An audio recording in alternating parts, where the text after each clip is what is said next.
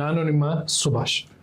ಇವತ್ತು ಎಲ್ಲ ಕರ್ನಾಟಕ ಸ್ಪರ್ಧಾರ್ಥಿಗಳು ಯಾರ್ಯಾರೆಲ್ಲ VAO ಮತ್ತೆ ಬೇರೆ KEA KPSC ಪರೀಕ್ಷೆ ಬರೀತಾ ಇದ್ದೀರೋ ಅದರಲ್ಲಿ ಒಂದು ಇಂಪಾರ್ಟೆಂಟ್ ಕಮ್ಯುನಿಕೇಶನ್ ಪೇಪರ್, ಅದರ ಒಂದು important subject computer knowledge. So computer ನಾಲೆಡ್ಜ್ನ ಎಲ್ಲ ಪ್ರೀವಿಯಸ್ ಇಯರ್ ಕ್ವಶನ್ ಪೇಪರ್ನ ನಾವು ಇಲ್ಲಿ ಡಿಕೋಡ್ ಮಾಡೋಣ. ಈಗ ನೀವು ಸಿಲೆಬಸ್ ನೋಡಿದ್ರೆ, ಯಾವುದೇ ಕಮ್ಯುನಿಕೇಶನ್ ಪೇಪರ್ನ ಸಿಲೆಬಸ್ ನೋಡಿದ್ರೆ ಇರೋದಿಷ್ಟೇ, ಕಂಪ್ಯೂಟರ್ ಜ್ಞಾನ ಓದಬೇಕು, ಕಂಪ್ಯೂಟರ್ ನಾಲೆಡ್ಜ್ ನೀವು ತಿಳ್ಕೊಂಡಿರ್ಬೇಕು, ಬೇಸಿಕ್ಸ್ ಫಂಡಮೆಂಟಲ್ಸ್ ಎಷ್ಟು ತಿಳ್ಕೊಂಡಿರ್ಬೇಕು, ಏನೇನೆಲ್ಲ ಕವರ್ ಮಾಡಬೇಕು, ಎಷ್ಟು ಸಿಲೆಬಸ್ ಕವರ್ ಮಾಡಬೇಕು, ಯಾವ ರೀತಿ ಪ್ರಶ್ನೆ ಬರ್ತಿದೆ ಅಂತ ಗೊತ್ತಾಗೋದು ನೀವು ಪ್ರೀವಿಯಸ್ ಇಯರ್ ಕ್ವಶನ್ ಸಾಲ್ವ್ ಮಾಡಿದ್ರೆ ಮಾತ್ರ. ಸೊ ನಾನು ಇವತ್ತು ಪ್ರೀವಿಯಸ್ ಇಯರ್ ಕ್ವಶನ್ ಸೀರೀಸ್ ನ ಶುರು ಮಾಡ್ತಿದ್ದೀನಿ. ಇದು ಮೊದಲನೇ ಭಾಗ. ಈ ರೀತಿ ಕಂಟಿನ್ಯೂಸ್ ಆಗಿ ಪ್ರೀವಿಯಸ್ ಇಯರ್ ಕ್ವಶನ್ಸ್ ನ ನೋಡ್ಕೊಂತ ಸಾಲ್ವ್ ಮಾಡ್ಕೊಂತ ಕಲಿತಾ, ಅದೇ ರೀತಿ ಸಿಲೆಬಸ್ ಏನೇನಿದೆ ಅದನ್ನ ಆಲ್ರೆಡಿ ಡಿಕೋಡ್ ಮಾಡಿದ್ದೀನಿ ಮೊದಲನೇ ವಿಡಿಯೋದಲ್ಲಿ. ಆ ಸಿಲೆಬಸ್ ನ PYQs ಜೊತೆ ಲಿಂಕ್ ಮಾಡ್ಕೊಂಡು ಸ್ಟಡಿ ಮಾಡ್ತಾ ಹೋಗೋಣ. ಸೊ ಇದು ಪ್ರೀವಿಯಸ್ಲಿ ಕಳೆದ ಬಾರಿ ನಡೆದಿರುವ ವಿಲೇಜ್ ಅಡ್ಮಿನಿಸ್ಟ್ರೇಟಿವ್ ಆಫೀಸರ್ ಎಕ್ಸಾಮ್ನ ಪ್ರಶ್ನೆ ಪತ್ರಿಕೆ. 30 ಪ್ರಶ್ನೆಗಳು ಇರ್ತದೆ ಕಮ್ಯುನಿಕೇಶನ್ ಪೇಪರ್ನಲ್ಲಿ ಕಂಪ್ಯೂಟರ್ ನಾಲೆಡ್ಜ್. ಸೊ 10 ಪ್ರಶ್ನೆಗಳಾಗಿ ವಿಂಗಡಿಸಿದ್ದೀನಿ. ಅದನ್ನ ಒಂದೊಂದು ವಿಡಿಯೋದಲ್ಲಿ ಸೀರೀಸ್ ಅಲ್ಲಿ ಮಾಡ್ತಾ ಹೋಗ್ತೀನಿ. ಸೊ ಈ 10 ಪ್ರಶ್ನೆ VAO village accountant officer previous ಆಗಿ ಏನ್ ನಡೆದಿತ್ತು ಅದರ ಮೊದಲನೇ 10 ಪ್ರಶ್ನೆ ಪಾರ್ಟ್ 1 PYQ ಸೀರೀಸ್ ನೋಡ್ತಾ ಹೋಗೋಣ. This is very important. ನಿಮ್ಮೆಲ್ಲರಿಗೂ ಒಂದು ದಿಕ್ಕು ಕೊಡುತ್ತೆ ಪ್ರೀವಿಯಸ್ ಇಯರ್ ಕ್ವಶನ್ ಪೇಪರ್. ನಾನು ನಿಮಗೆ ಆಲ್ರೆಡಿ ಸಿಲೆಬಸ್ ನ ತಿಳಿಸಿದ್ದೀನಿ ಲಾಸ್ಟ್ ಕ್ಲಾಸ್ ನಲ್ಲಿ. ಈ ಕ್ಲಾಸ್ ನಲ್ಲಿ ಯಾವ ರೀತಿ ಕ್ವಶನ್ಸ್ ಬರ್ತಿದೆ, ಎಷ್ಟು ಡಿಫಿಕಲ್ಟಿ ಲೆವೆಲ್ ಕ್ವಶನ್ಸ್ ಇದೆ, ಆಮೇಲೆ ಎಷ್ಟೋ ಸತಿ ಈ ಕ್ವಶನ್ಸ್ ಗಳು ರಿಪೀಟ್ ಆಗ್ತಾ ಹೋಗುತ್ತೆ. ಹಾಗಾಗಿ ಈ ಪ್ರಶ್ನೆಗಳನ್ನ ನೀವು ಕಲ್ತ್ಕೊಂಡು ಈ ಕಾನ್ಸೆಪ್ಟ್ಸ್ ನ ಇಂಟಿಗ್ರೇಟ್ ಮಾಡ್ಕೊಂಡ್ರೆ ನೀವು ಎಕ್ಸಾಮಿಗೆ ಏನ್ ಬೇಕು ಸ್ಪೆಸಿಫಿಕ್ ಆಗಿ ಟಾರ್ಗೆಟ್ ಮಾಡ್ಕೊಂಡು ಓದ್ಲಿಕ್ಕೆ ಸಹಾಯ ಆಗುತ್ತೆ. ಸೊ ಫಸ್ಟ್ ಶುರು ಮಾಡೋಣ. 71ನೇ ಪ್ರಶ್ನೆ, 71ರಿಂದ 100ರವರೆಗೂ ಕಂಪ್ಯೂಟರ್ ನಾಲೆಡ್ಜ್ ಪ್ರಶ್ನೆ. ಈ ವಿಡಿಯೋದಲ್ಲಿ 71ರಿಂದ 80ನೇ ಪ್ರಶ್ನೆವರೆಗೂ ನಾವು ಸಾಲ್ವ್ ಮಾಡ್ತಾ ಹೋಗೋಣ computer knowledge. So arrange the following in their speed of access from fastest to slowest. Access ಮಾಡುವ ವೇಗವನ್ನು ಪರಿಗಣಿಸಿ ಕೆಳಗಿನವುಗಳಲ್ಲಿ ಅತಿ ವೇಗದಿಂದ ಪ್ರಾರಂಭಿಸಿ ನಿಧಾನಗತಿ ಜೋಡಿಸಿ. ಫಾಸ್ಟ್ ಇಂದ ಎಷ್ಟು ಬೇಗ ಆಕ್ಸೆಸ್ ಮಾಡ್ಬೋದು ಇದನ್ನ ಸ್ಲೋವರೆಗೂ. ಯಾವುದು ಫಾಸ್ಟೆಸ್ಟ್, ಯಾವುದು ಸ್ಲೋ, ಯಾವುದು ವೇಗವಾಗಿ ಆಕ್ಸೆಸ್ ಮಾಡ್ಬೋದು ಕಂಪ್ಯೂಟರ್ಗಳಲ್ಲಿ, ಯಾವುದು ನಿಧಾನವಾಗಿ. ಇವೆಲ್ಲ ಮೆಮೊರೀಸ್ಗಳು, ಬೇರೆ ಬೇರೆ ಮೆಮೊರೀಸ್ಗಳು. So RAM, registers, secondary storage, cache. So ಈಗ ನಿಮಗೆ ಮೆಮೊರಿ ಸಿಲೆಬಸ್ ನೋಡಿದ್ರೆ ಪ್ರೀವಿಯಸ್ ವಿಡಿಯೋದಲ್ಲಿ ಹಾರ್ಡ್ವೇರ್ ಅಲ್ಲಿ ಮೆಮೊರಿ ಯೂನಿಟ್ಸ್ಗಳು ಆಮೇಲೆ ಸ್ಟೋರೇಜ್ ಡಿವೈಸಸ್ಗಳು ಒಂದು ಇಂಪಾರ್ಟೆಂಟ್ ಸಿಲೆಬಸ್ ಟಾಪಿಕ್. ಆ ಟಾಪಿಕ್ ಮೇಲೆ ಡೈರೆಕ್ಟ್ ಆಗಿ ಪ್ರಶ್ನೆ ಬಂದಿದೆ. ಯಾವುದು ಫಾಸ್ಟ್ ಆಗಿ ಆಕ್ಸೆಸ್ ಮಾಡ್ಬೋದು, ನಾವು ಆಕ್ಸೆಸ್ ಮಾಡುವ ವೇಗ ಫಾಸ್ಟ್ ಇಂದ ಹಿಡಿದು ಅತಿ ವೇಗದಿಂದ ಹಿಡಿದು ನಿಧಾನವಾಗಿ ಕೇಳಿದ್ದಾನೆ. ರ್ಯಾಮ್ ಇದೆ, ರಿಜಿಸ್ಟರ್ಸ್ ಇದೆ, ಸೆಕೆಂಡರಿ ಸ್ಟೋರೇಜ್ ಇದೆ, ಕ್ಯಾಶೆ ಇದೆ. ಸೊ ಉತ್ತರ ನೀಡಿ. ಯೂಟ್ಯೂಬ್ ಅಲ್ಲಿ ನೀವು ಕಮೆಂಟ್ ಮಾಡಿ ಇದಕ್ಕೆ 71ನೇ ಪ್ರಶ್ನೆಗೆ. ಇಲ್ಲಿ ನೀವು ತಿಳ್ಕೊಬೇಕಾಗಿರೋ ವಿಷಯ ಏನಂದ್ರೆ ಇದು ಎಲ್ಲಿದೆ, ಏನ್ ಕೆಲಸ ಮಾಡುತ್ತೆ, ಏನ್ ಫಂಕ್ಷನ್ ಮಾಡುತ್ತೆ. CPU ನಲ್ಲಿರುತ್ತೆ ಕೆಲವು ಸ್ಟೋರೇಜ್, ದೊಡ್ಡದಾಗಿ ಸ್ಟೋರೇಜ್ ಮಾಡ್ಕೋಬೇಕು ಅಂದ್ರೆ ಎಕ್ಸ್ಟರ್ನಲ್ ಆಗಿ ಭೌತಿಕವಾಗಿ ಹೊರಗಡೆ ಇರುತ್ತೆ CPU ಇಂದ. ಈ ಫಂಕ್ಷನಾಲಿಟಿ ನಿಮಗೆ ಗೊತ್ತಿತ್ತು ಅಂದ್ರೆ ಇದನ್ನ ಆರಾಮಾಗಿ ನಾವು ಆನ್ಸರ್ ಮಾಡ್ಬೋದು. ಫಸ್ಟ್ ನೀವು ನೋಡಿದ್ರೆ first one is registers. CPU ಒಳಗಡೆನೆ ಇರುತ್ತೆ. ಸಡನ್ ಆಗಿ CPU-ಗೆ ಮೆಮೊರಿ ಬೇಕು ಅಂದ್ರೆ ಅದು ಸೇವ್ ಆಗೋದಲ್ಲಿ ರಿಜಿಸ್ಟರ್ಸ್. ಅತಿ ವೇಗವಾಗಿರುತ್ತೆ, ಆದ್ರೆ ಕಡಿಮೆ ಮೆಮೊರಿ ಮಾತ್ರ ಸ್ಟೋರ್ ಮಾಡ್ಬೋದು, ಕಡಿಮೆ ಮೆಮೊರಿ ಸ್ಟೋರ್ ಮಾಡ್ಬೋದು. ನೆಕ್ಸ್ಟ್ ಯಾವ್ದಿದೆ ಇದರಲ್ಲಿ, ಕ್ಯಾಶೆ. CPU ಹತ್ರ ತುಂಬಾ ಪಕ್ಕದಲ್ಲೇ ಇರುತ್ತೆ. ಏನಾದ್ರೂ ಸಡನ್ ಮೆಮೊರಿ, ಇದಕ್ಕಿಂತ ರಿಜಿಸ್ಟರ್ಸ್ಗಿಂತ ಸಡನ್ ಮೆಮೊರಿ, ನಾನು ಇನ್ನೂ ಸ್ವಲ್ಪ ಜಾಸ್ತಿ ಮೆಮೊರಿನ ಸ್ಟೋರ್ ಮಾಡ್ಕೋಬೇಕು, ಇನ್ಫಾರ್ಮೇಶನ್ ನ ಸ್ಟೋರ್ ಮಾಡ್ಕೋಬೇಕು ಅಂದ್ರೆ CPU ಎಲ್ಲಿ ಕಳಿಸುತ್ತೆ, ಕ್ಯಾಶೆ. ಫಾಸ್ಟ್ ಆಗಿ ಆಕ್ಸೆಸ್ ಮಾಡಬಹುದಾಗಿರೋದು ರಿಜಿಸ್ಟರ್ಸ್ ಆದ್ಮೇಲೆ ಕ್ಯಾಶೆ. ಮೂರನೇದು RAM, random access memory. So RAM ಕೂಡ ಅದೇ ಕೆಲಸ ಮಾಡುತ್ತೆ, ಆದ್ರೆ ಕ್ಯಾಶೆಗಿಂತ ಸ್ವಲ್ಪ ನಿಧಾನ. Random access memory. ಸೊ ಯಾವ್ದಾದ್ರು ಇನ್ಸ್ಟ್ರಕ್ಷನ್ಸ್ಗಳನ್ನ ಅಥವಾ ಡೇಟಾನ ಸಂಗ್ರಹಿಸಿ ಇಡಬೇಕು ಅಂದ್ರೆ. ಆದ್ರೆ ಕಂಪ್ಯೂಟರ್ ಸ್ವಿಚ್ ಆಫ್ ಮಾಡಿದ್ರೆ ಇವ್ ಯಾವ ಡೇಟಾ ಉಳ್ಕೊಳ್ಳಲ್ಲ. ಡೇಟಾ ಉಳ್ಕೋಬೇಕು ಅಂದ್ರೆ ನೀವು ಎಲ್ಲಿ ಸ್ಟೋರ್ ಮಾಡಬೇಕು? Ram, read only memory. Read only memory. And secondary storage devices. Secondary storage ಇದು ಕೊನೆಯ ವೇಗ, ನಿಧಾನಕ್ಕೆ ನಮಗೆ ರೆಸ್ಪಾಂಡ್ ಮಾಡುತ್ತೆ. ನಾನು ಕಂಪ್ಯೂಟರ್ ಕ್ಲಿಕ್ ಮಾಡಿದ್ರೆ ಆ ಸ್ಟೋರೇಜ್ ಇಂದ ನನಗೆ ಹೆಕ್ಕಿ ಮಾಹಿತಿನ ತೆಗಿಬೇಕು ಅಂದ್ರೆ ಬಹಳ ನಿಧಾನ ಆಗುತ್ತೆ ಇವು ಮೂರಕ್ಕೂ ಕಂಪೇರ್ ಮಾಡಿದ್ರೆ. For example hard disk, HDD hard disk drive, SSD solid state drive, ಇವೆಲ್ಲ ಸೆಕೆಂಡರಿ ಸ್ಟೋರೇಜ್ ನ ಎಕ್ಸಾಂಪಲ್ಗಳು, ಉದಾಹರಣೆಗಳು. ಸೊ ಈಗ ನೋಡಿದ್ರೆ ಇಲ್ಲಿ ನೋಡಿ ನಿಮಗೆ 4 ಆಪ್ಷನ್ ಕೊಟ್ಟಿದ್ದಾನೆ. ಫಸ್ಟ್ ಫಾಸ್ಟೆಸ್ಟ್, ಯಾವುದು ಅತಿ ವೇಗವಾಗಿ ನಾನು ಮಾಹಿತಿನ ಅಥವಾ ಆಕ್ಸೆಸ್ ಮಾಡ್ಬೋದು ನಾನು CPU ಇಂದ ಅಂದ್ರೆ registers first, cache second, RAM third, secondary storage. ಎಲ್ಲಿದೆ option? Register, cache, RAM, secondary storage first option ಅಲ್ವಾ? First registers, cache, random access memory, ಆಮೇಲೆ ಸೆಕೆಂಡ್ರಿ ಸ್ಟೋರೇಜ್. ಇದು ನೀವು ಅತಿ ವೇಗವಾಗಿ ಆಕ್ಸೆಸ್ ಮಾಡ್ಬೋದು, ಇದು ನಿಧಾನ ಆಗ್ತದೆ. ಸೆಕೆಂಡರಿ ಸ್ಟೋರೇಜ್ ನ ಉದಾಹರಣೆ hard disk drive, solid state drive, SSD ಇವೆಲ್ಲ ಉದಾಹರಣೆಗಳಾಗುತ್ತೆ. ಸೊ ಇದು ಕ್ಲಿಯರ್ ಅಲ್ಲ? ಇದು ಬೇಸಿಕ್ಸ್. ಹಾರ್ಡ್ವೇರ್ ಅಲ್ಲಿ, ಕಂಪ್ಯೂಟರ್ನ ಹಾರ್ಡ್ವೇರ್ ಅಲ್ಲಿ ಕಂಪ್ಯೂಟರ್ ಮೆಮೊರಿಗಳು, ಅದರ ಬೇರೆ ಬೇರೆ ಫಂಕ್ಷನ್ಸ್ಗಳು, ಕೆಲಸಗಳು, ಓಕೆ, ಅದರ ಕರ್ತವ್ಯ, ಕೆಲಸ, ಕಾರ್ಯಗಳು ಏನು ಅನ್ನೋದನ್ನ ನಾವು ಸಿಲೆಬಸ್ ಅಲ್ಲಿ ನೋಡಿದೀವಿ. ಅದನ್ನ ಸ್ಟಡಿ ಮಾಡಿದ್ರೆ ಈ ಪ್ರಶ್ನೆನ ನೀವು ಆರಾಮಾಗಿ ಉತ್ತರ ಕೊಡ್ಬೋದು. ಇದಾಯ್ತಲ್ಲ? ನೆಕ್ಸ್ಟ್ ಕ್ವಶನ್ ನೋಡೋಣ. With respect to interpreter, which of the following sentences are true? ಇದು ನಿಮ್ಮ ಸಾಫ್ಟ್ವೇರ್ ಅಲ್ಲಿ ಬರುತ್ತೆ, ಪ್ರೋಗ್ರಾಮಿಂಗ್ ಸಾಫ್ಟ್ವೇರ್ ಅಲ್ಲಿ ಬರುತ್ತೆ. ಪ್ರೋಗ್ರಾಮಿಂಗ್ ಸಾಫ್ಟ್ವೇರ್ ಅಲ್ಲಿ ನಾವು ಸಾಫ್ಟ್ವೇರ್ನ ಬಗ್ಗಳು ಅಥವಾ ಏನಾದರೂ ತಪ್ಪು ಮಾಡಿದ್ರೆ ಬಗ್ಸ್ ಅಂತ ಕರಿತೀವಿ ಅದನ್ನ. ಆ ತಪ್ಪುಗಳನ್ನ ಹುಡುಕಿ ತೆಗಿಲಿಕ್ಕೆ, ಹೆಕ್ಕಿ ತೆಗಿಲಿಕ್ಕೆ ಎರಡು ಟೂಲ್ಸ್ಗಳನ್ನ ಯೂಸ್ ಮಾಡ್ಕೊಂತೀವಿ. ಒಂದನ್ನ ಏನಂತ ಕರಿತೀವಿ? ಇಂಟರ್ಪ್ರಿಟರ್. ಇನ್ನೊಂದಿದೆ, ಅದನ್ನ ನಾವೇನಂತ ಕರಿತೀವಿ?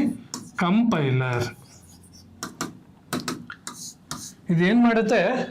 ಮನುಷ್ಯ ಮಾತ್ರ ಓದಬಲ್ಲ ಹ್ಯೂಮನ್ ರೀಡಬಲ್ ಟೆಕ್ಸ್ಟ್ ಅನ್ನ ಮೆಷಿನ್ ಲ್ಯಾಂಗ್ವೇಜ್ಗೆ ಕನ್ವರ್ಟ್ ಮಾಡ್ತಿದೆ. ಇವೆರಡೂ ಟೂಲ್ಗಳು ಕನ್ವರ್ಟ್ ಮಾಡ್ತದೆ, ಕಂಪೈಲರ್ ಮತ್ತೆ ಇಂಟರ್ಪ್ರಿಟರ್. ಆದ್ರೆ ಬೇಸಿಕ್ ಡಿಫ್ರೆನ್ಸ್ ಇದೆ ಇಂಟರ್ಪ್ರಿಟರ್ಗೂ ಕಂಪೈಲರ್ಗೂ. ಕಂಪೈಲರ್ ಏನ್ ಮಾಡುತ್ತೆ? ಇಡೀ ಪ್ರೋಗ್ರಾಮ್ ನೀವೇನ್ ಬರೀತಿರೋ ಅಷ್ಟನ್ನು ಒಂದೇ ಸತಿ ಮೆಷಿನ್ ಲ್ಯಾಂಗ್ವೇಜ್ಗೆ ಕನ್ವರ್ಟ್ ಮಾಡುತ್ತೆ. ಆಮೇಲೆ ಏನೇ ಎರರ್ಗಳಿದ್ರೆ, ಮಿಸ್ಟೇಕ್ಸ್ ಮಾಡಿದ್ರೆ, ನೀವು ತಪ್ಪುಗಳು ಮಾಡಿದ್ರೆ, ಓಕೆ, ಅದಕ್ಕೆ ಅದ್ರದೇ ಆದ ಭಾಷಾ, ಈಗ ನಮ್ಗೆ ಹೆಂಗೆ ಕನ್ನಡದಲ್ಲಿ ಗ್ರಾಮರ್ ಇದೆಯೋ, ಕನ್ನಡ ಸಾಹಿತ್ಯ, ಕನ್ನಡ ಲಿಟ್ರೇಚರ್ ಅಲ್ಲಿ ಗ್ರಾಮರ್ ಇದೆಯೋ, ಅದೇ ರೀತಿ ಕಂಪ್ಯೂಟರ್ಗೂ ಅದರದ್ದೇ ಆದ ಗ್ರಾಮರ್ ಇದೆ. ಓಕೆ, ಸಿಂಟ್ಯಾಕ್ಸ್ ಅಂತ ಕರಿತೀವಿ. ಆ ತಪ್ಪುಗಳಾದ್ರೆ ಸಿಂಟ್ಯಾಕ್ಸ್ ಎರರ್ ಅಂತ ತೋರಿಸುತ್ತೆ. ಆ ಸಿಂಟ್ಯಾಕ್ಸ್ ಎರರ್ನ ಕಂಪೈಲರ್ ಕೊನೆಗೆ ತೋರಿಸುತ್ತೆ. ಆಮೇಲೆ ಇಡೀ ನೀವೇನ್ ಪ್ರೋಗ್ರಾಮ್ ಬರ್ತಿರ ಒಂದೇ ಸತಿ ಅದು ಮೆಷಿನ್ ಲ್ಯಾಂಗ್ವೇಜ್ಗೆ ಕನ್ವರ್ಟ್ ಮಾಡುತ್ತೆ ಕಂಪೈಲರ್. ಇಂಟರ್ಪ್ರಿಟರ್ ಏನ್ ಮಾಡುತ್ತೆ? ಲೈನ್ ಬೈ ಲೈನ್ ನಿಮಗೆ ಮೆಷಿನ್ ಲ್ಯಾಂಗ್ವೇಜ್ಗೆ, ಹೈಯರ್ ಲ್ಯಾಂಗ್ವೇಜ್ ಇಂದ ಮೆಷಿನ್ ಲ್ಯಾಂಗ್ವೇಜ್ಗೆ ಬರೀ ಲೈನ್ ಬೈ ಲೈನ್ ಕನ್ವರ್ಟ್ ಮಾಡುತ್ತೆ. ಮತ್ತೆ ಆ ಲೈನಲ್ಲಿ ಏನಾದ್ರು ತಪ್ಪಿದ್ರೆ ಅಲ್ಲೇ ನಿಂತ್ಕೊಂಡ್ಬಿಡುತ್ತೆ. ಈ ಪ್ರೋಗ್ರಾಮ್ ಲ್ಯಾಂಗ್ವೇಜ್ಗಳು ಇವೆರಡೂ ಟೂಲ್ಗಳನ್ನ ಯೂಸ್ ಮಾಡುತ್ತೆ. For example compiler C language, C++ language, ಈ ಲ್ಯಾಂಗ್ವೇಜ್ಗಳಲ್ಲಿ ನಾವು ಕಂಪೈಲರ್ನ ಯೂಸ್ ಮಾಡ್ಕೊಂತೀವಿ. ಈಗ ಹೊಸದಾಗಿ ನಾವು ಬರೀತಾ ಇರೋ ಪೈಥಾನ್ ಲ್ಯಾಂಗ್ವೇಜು, ಜಾವಾ ಸ್ಕ್ರಿಪ್ಟ್, ಈ ಕೋಡಿಂಗ್ ಲ್ಯಾಂಗ್ವೇಜ್ಗಳು ಇಂಟರ್ಪ್ರಿಟರ್ನ ಯೂಸ್ ಮಾಡ್ಕೊಂತವೆ.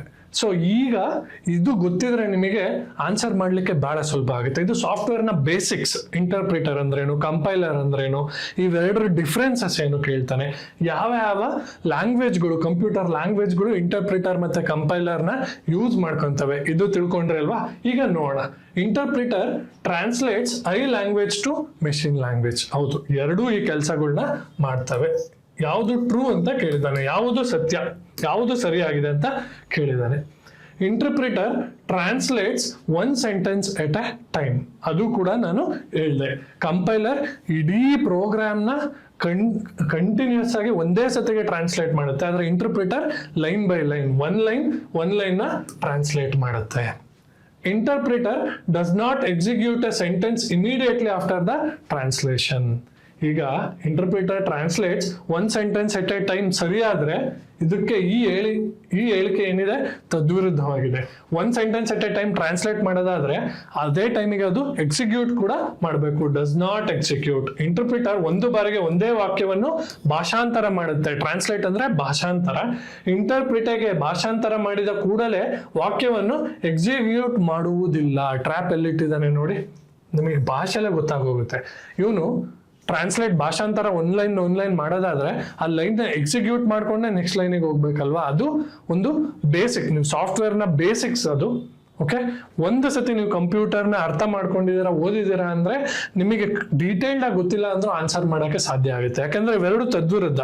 ಒಂದೇ ವಾಕ್ಯನ ಟ್ರಾನ್ಸ್ಲೇಟ್ ಮಾಡೋದಾದ್ರೆ ಟ್ರಾನ್ಸ್ಲೇಟ್ ಮಾಡಿದ್ದನ್ನು ಎಕ್ಸಿಕ್ಯೂಟ್ ಮಾಡು ಅಷ್ಟೇ. ಕೀ ತೆಗ್ದಿದ್ದೀನಿ, ಬಾಗ್ಲು ತೆಗಿಬೇಕು. ಕೀ ತೆಗ್ದಿದ್ದಾನೆ ಆದ್ರೆ ಬಾಗ್ಲು ತೆಗಿಯಲ್ಲ ಅವನು ಆನ್ಲೈನ್ದು. ಆ ತರ ಇದು ನಿಮ್ಗೆ ಸ್ಟೇಟ್ಮೆಂಟು. ಇಂಟರ್ಪ್ರಿಟ್ ಒಂದು ಬಾರಿಗೆ ಒಂದೇ ವಾಕ್ಯವನ್ನು ಭಾಷಾಂತರ ಟ್ರಾನ್ಸ್ಲೇಟ್ ಮಾಡೋ ಆಗೋಗಿದೆ ಆಲ್ರೆಡಿ ಮೆಷಿನ್ ಕೋಡಿಗೆ. ಮೆಷಿನ್ಗೆ ಕೊಟ್ಬಿಟ್ಟು ಫೀಡ್ ಮಾಡಲ್ಲ ಅಂತ ಕೇಳಿದ್ದಾರೆ. ಇಂಟರ್ಪ್ರಿಟ್ಗೆ ಭಾಷಾಂತರ ಮಾಡಿದ ಕೂಡಲೇ ವಾಕ್ಯವನ್ನು ಎಕ್ಸಿಕ್ಯೂಟ್ ಮಾಡುವುದಿಲ್ಲ. ತಪ್ಪು. ಭಾಷಾಂತರ ಮಾಡದೇ ಹೌದಾದ್ರೆ ಎಕ್ಸಿಕ್ಯೂಟ್ ಮಾಡೋದು ಕೂಡ ಎಸ್ ಹೌದು. ಇಂಟರ್ಪ್ರಿಟರ್ಗೆ ಸಂಪೂರ್ಣ ಪ್ರೋಗ್ರಾಮ್ ಅನ್ನು ಒಂದೇ ಬಾರಿಗೆ ಆಬ್ಜೆಕ್ಟ್ ಪ್ರೋಗ್ರಾಮ್ಗೆ ಪರಿವರ್ತಿಸುತ್ತದೆ. ಇದು ಕಂಪೈಲರ್ನ ಕೆಲಸ. Interpreter translate entire program into object program. Object program ಅಂದ್ರೆ ಮೆಷಿನ್ ರೀಡಬಲ್ ಪ್ರೋಗ್ರಾಮ್, ಮೆಷಿನ್ ಓದಬಹುದು ಆ ರೀತಿಯ ಪ್ರೋಗ್ರಾಮ್ಗೆ ಕನ್ವರ್ಟ್ ಮಾಡೋದು. ಈ ಕೆಲಸ ಯಾವ್ದು ಮಾಡುತ್ತೆ? ಕಂಪೈಲರ್, ಇಂಟರ್ಪ್ರಿಟರ್ ಅಲ್ಲ. Compiler translate all the code ಒಂದೇ ಸತಿ, ಇಡೀ ಕೋಡ್ ಅನ್ನ ಒಂದೇ ಸತಿ, ಇಡೀ ಪ್ರೋಗ್ರಾಮ್ ಅನ್ನ, ಎಂಟೈರ್ ಪ್ರೋಗ್ರಾಮ್ ಅನ್ನ, ಸಂಪೂರ್ಣ ಪ್ರೋಗ್ರಾಮ್ ಅನ್ನ ಒಂದೇ ಸತಿ ಆಬ್ಜೆಕ್ಟ್ ಕೋಡಿಗೆ ಪ್ರೋಗ್ರಾಮ್ಗೆ ಪರಿವರ್ತಿಸೋದು ಯಾವುದು? ಕಂಪೈಲರ್. ಇಂಟರ್ಪ್ರಿಟರ್ ಆಲ್ರೆಡಿ ಇಲ್ಲಿ ನೋಡ್ತಿದ್ದೀರಲ್ಲ, ಲೈನ್ ಬೈ ಲೈನ್ ಒಂದು ಸತಿಗೆ ಒಂದೇ ಲೈನ್ ನ ಫಸ್ಟ್ ಟ್ರಾನ್ಸ್ಲೇಟ್ ಮಾಡುತ್ತೆ. ಟ್ರಾನ್ಸ್ಲೇಟ್ ಮಾಡಾದ್ಮೇಲೆ ಎಕ್ಸಿಕ್ಯೂಟ್ ಮಾಡುತ್ತೆ. ಎಕ್ಸಿಕ್ಯೂಟ್ ಮಾಡಾದ್ಮೇಲೆ ಇದು ಲೈನ್ ಬೈ ಲೈನ್ ಸಂಪೂರ್ಣ ಪ್ರೋಗ್ರಾಮ್ ನ ಎಕ್ಸಿಕ್ಯೂಟ್ ಮಾಡೋದು ಯಾವುದು? ಕಂಪೈಲರ್. ಸೊ ಇಲ್ಲಿ ಸ್ಟೇಟ್ಮೆಂಟ್ ಒಂದು ಸರಿ, ಎ ಸರಿ ಇದೆ, ಬಿ ಸರಿ ಇದೆ, ಸಿ ಮತ್ತೆ ಡಿ ತಪ್ಪಾಗಿದೆ. ಹೌದಲ್ವಾ? ಎ ಮತ್ತು ಬಿ ಮಾತ್ರ ಸರಿಯಾಗಿದೆ. ಯಾವ್ದಿದೆ ಆಪ್ಷನ್? ಆಪ್ಷನ್ 1. ಎ ಮತ್ತು ಬಿ ಸರಿಯಾಗಿದೆ, ಸಿ ತಪ್ಪು, ಡಿ ತಪ್ಪು. ಹಂಗಾಗಿ ಇನ್ನೆಲ್ಲ ಆಪ್ಷನ್ ತಪ್ಪಾಗುತ್ತೆ. ಇಲ್ಲೂ ಕೂಡ ಮೊದಲನೇ ಆಪ್ಷನ್ ಎ ಮತ್ತು ಬಿ ಮಾತ್ರ ಸರಿಯಾಗಿದೆ. ಕ್ಲಿಯರ್? ಸ್ನೇಹಿತರೆ, ಕಾನ್ಸೆಪ್ಟ್ಸ್ ಅರ್ಥ ಆಯ್ತು ನಿಮಗೆ ಅಂದ್ರೆ ಎಂಥದೇ ಪ್ರಶ್ನೆ ಬರಲಿ ನೀವು ಉತ್ತರಿಸ್ಬೋದು ಎಕ್ಸಾಮಲ್ಲಿ. ಬಟ್ ಕಾನ್ಸೆಪ್ಟ್ಸೇ ಗೊತ್ತಿಲ್ಲ, ಬಯಾಟ್ ಹೊಡ್ಕೊಂಡು ಹೋಗ್ತೀನಿ ಅಂದ್ರೆ ಆನ್ಸರ್ ಮಾಡೋಕ್ಕೆ ಆಗೋದಿಲ್ಲ. ಅದರಲ್ಲೂ ಕಂಪ್ಯೂಟರಲ್ಲಿ ಯು ಹ್ಯಾವ್ ಟು ನೋ, ನಿಮಗೆ ಕಾನ್ಸೆಪ್ಟ್ಸ್ಗಳು ಗೊತ್ತಿರಲೇಬೇಕು. Match the type of tool with their example. Match the following, ಹೊಂದಿಸಿ ಬರೀರಿ. ತುಂಬಾ ಈಸಿ, ಯಾಕೆ ಅಂದ್ರೆ ನೀವು ಒಂದನ್ನ ಮ್ಯಾಚ್ ಮಾಡಿ ಇಲ್ಲಿ ನೋಡೋದು ಎಲಿಮಿನೇಟ್ ಮಾಡಿಬಿಡ್ಬೋದು ಆಪ್ಷನ್ಸ್ನ. ಈಗ cloud computing, remote work force ಇದೆ, ಇ ಸಿಗ್ನೇಚರ್ ಇದೆ, ಸೆಕ್ಯೂರಿಟಿ ಇದೆ, ಕ್ಲೌಡ್ ಕಂಪ್ಯೂಟಿಂಗ್ ಇದೆ. ನನಗೆಲ್ಲ ಗೊತ್ತಿಲ್ಲ ಅಂತ ತಿಳ್ಕೊಳ್ಳಿ. ಈಗ ರಿಮೋಟ್ ವರ್ಕ್ ಫೋರ್ಸ್ ಯಾವ್ದಪ್ಪ ಗೊತ್ತಿಲ್ಲ. ಇ ಸಿಗ್ನೇಚರ್, ಸೈನ್ ಅಂತ ಇದೆ, ಅಡೋಬ್ ಸೈನ್ ಅಲ್ವಾ? ಸೈನ್ ಇದಾಗಿರ್ಬೋದಾ? ಇ ಸಿಗ್ನೇಚರ್ ಅಡೋಬ್ ಸೈನ್ ನ ಯೂಸ್ ಮಾಡಿಕೊಂಡು ಆ ಡಿಜಿಟಲ್ ಸಿಗ್ನೇಚರ್ ಹಾಕ್ಲಿಕ್ಕೆ ಯೂಸ್ ಮಾಡ್ಕೋಬಹುದು. ಸೆಕ್ಯೂರಿಟಿ ಯಾವ್ದು ಯೂಸ್ ಮಾಡ್ಬೋದು? ನಿಮಗೆ ಗೊತ್ತಿದ್ರೆ ಓಕೆ, ಗೊತ್ತಿಲ್ಲ ಅಂದ್ರೆ ಅದನ್ನು ಬಿಡಿ. ನೆಕ್ಸ್ಟ್ ಕ್ಲೌಡ್ ಕಂಪ್ಯೂಟಿಂಗ್, ಇಲ್ಲಿ ಕ್ಲೌಡ್ ಇದೆ. ಹೌದಾ ಸ್ನೇಹಿತರೆ? B1, D3. B1 ಯಾವ್ದಿದೆಯಪ್ಪ? ಇದಿಲ್ಲ, ಇದಿದೆ. D1 ಇದು ಇಲ್ಲ. ಇಷ್ಟೇ ಸ್ನೇಹಿತರೆ. ಈ ಸಿಗ್ನೇಚರ್ ಇದೆ, ಅಡೋಬ್ ಸೈನ್ ಇದೆ, ಮ್ಯಾಚ್ ಮಾಡ್ಕೊಂಡ್ರಿ. ಕ್ಲೌಡ್ ಕಂಪ್ಯೂಟಿಂಗ್ ಇದೆ, AWS ಕ್ಲೌಡ್ ಇದೆ, ಮ್ಯಾಚ್ ಮಾಡ್ಕೊಂಡ್ರಿ. ಈಗ B1 ಯಾವ್ದಿದೆ? B1 ಇದೊಂದೇ ಇರೋದು. B2 ಇದೆ, ಇಲ್ಲಿ B3 ಇದೆ, B4 ಇದೆ. ಆಮೇಲೆ ಚೆಕ್ ಮಾಡಿ, ಕ್ಲೌಡ್ ಕಂಪ್ಯೂಟಿಂಗ್ D3 ಇದೆಯಾ? D3 ಇದೆ. D3 ಬೇರೆ ಕಡೆ ಎಲ್ಲಾದ್ರೂ ಇದೆಯಾ? ಇಲ್ಲ. ಹಂಗಾಗಿ third option is the right answer. ನನಗೆ ಏನೂ ಗೊತ್ತಿಲ್ಲಪ್ಪ ಇದ್ರ ಬಗ್ಗೆ, ಓಕೆ, ಅಥವಾ ಕೆಲವು ನನಗೆ ಗೊತ್ತಿಲ್ಲ, ಇದರಲ್ಲಿ 4ರಲ್ಲಿ 1-2 ಗೊತ್ತು ಅಂದ್ರೂ ನೀವು ಆನ್ಸರ್ ಮಾಡ್ಬೋದು. You have to be well aware. Exam ಹಾಲಲ್ಲಿ ನೀವು ಕಣ್ಣು ಬಿಟ್ಟು ಕೂತಿರ್ಬೇಕು, ಬರೀ ಕಣ್ಣು ಬಿಡೋದಲ್ಲ. Your mind also should be active.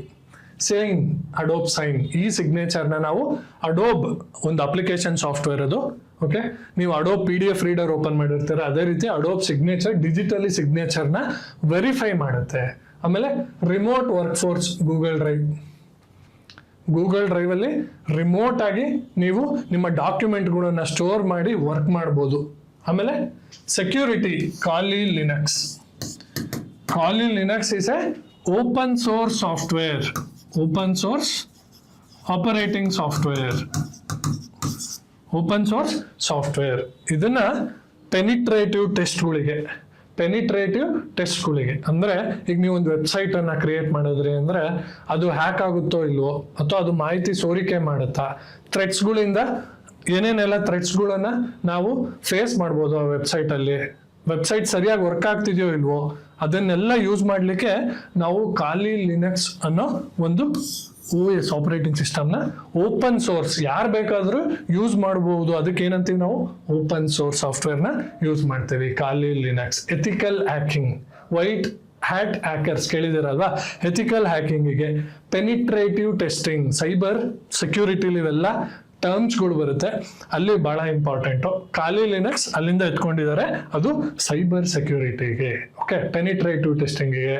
ಆಮೇಲೆ ಫೋರೆನ್ಸಿಕ್, ಡಿಜಿಟಲ್ ಫೋರೆನ್ಸಿಕ್ಸ್ಗೆ. ಈಗೆಲ್ಲ ನೀವು ಫೋರೆನ್ಸಿಕ್ಸ್ ಲ್ಯಾಬ್ ಕೇಳಿರ್ತೀರಾ, ಅದು ಫಿಸಿಕಲ್ ಫೋರೆನ್ಸಿಕ್ಸ್ಗೆ. ಡಿಜಿಟಲ್ ಫೋರೆನ್ಸಿಕ್ಸ್ಗೆ ಏನಾದ್ರು ತಪ್ಪು ಮಾಡಿದಾರಾ ಅಥವಾ ಹುಡುಕ್ಲಿಕ್ಕೆ ಕಾಲಿ ಲಿನಕ್ಸ್ನ ಕೂಡ ಯೂಸ್ ಮಾಡ್ತೀವಿ.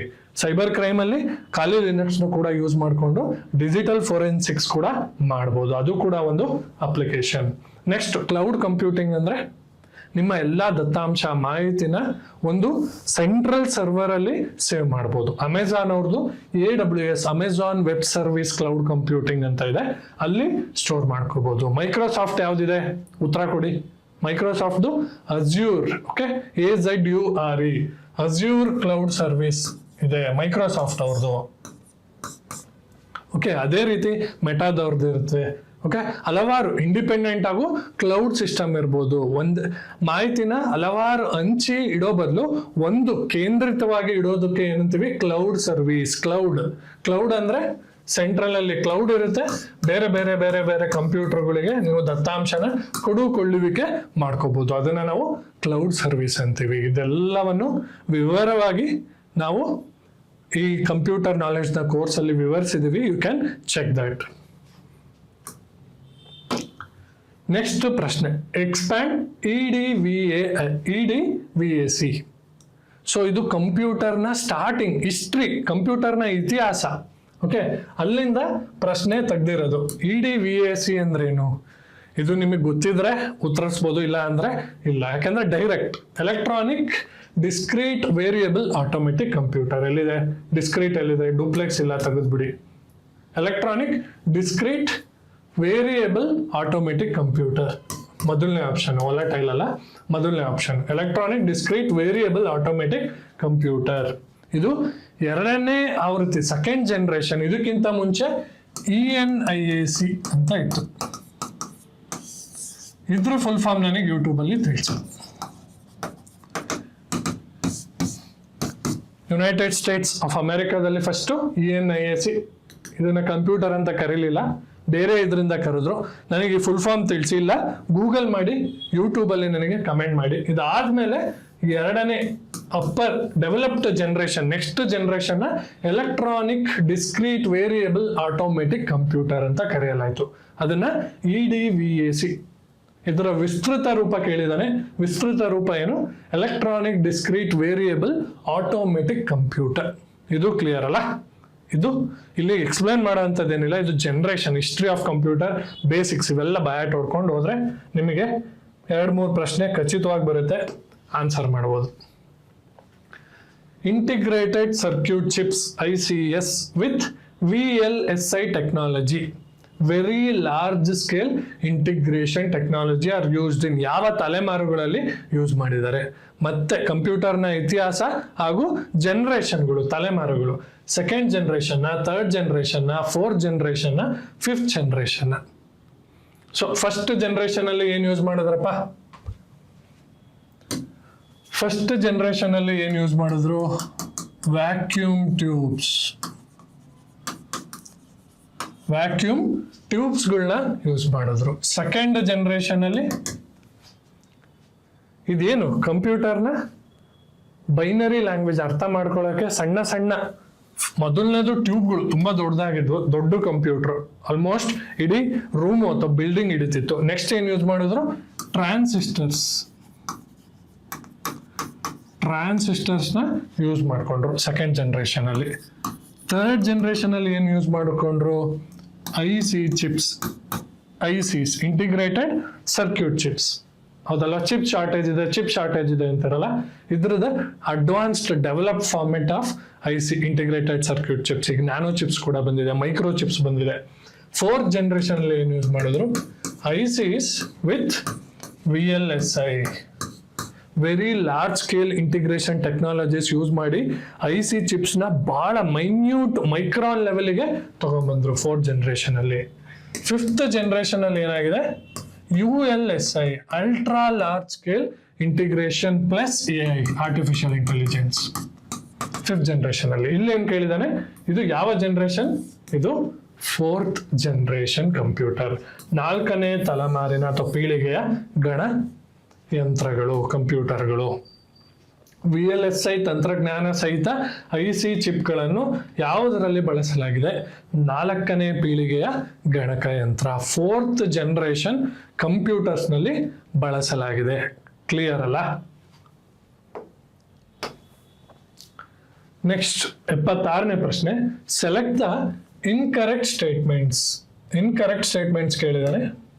ಇಲ್ಲಿ ಯಾವ ಹೇಳಿಕೆಗಳನ್ನು, ತಪ್ಪಾದ ಹೇಳಿಕೆಗಳನ್ನು ಗುರುತಿಸಿ. ಯಾವ ಹೇಳಿಕೆಗಳು ತಪ್ಪಾಗಿದೆ ಅನ್ನೋದನ್ನ ಗುರುತಿಸಬೇಕು.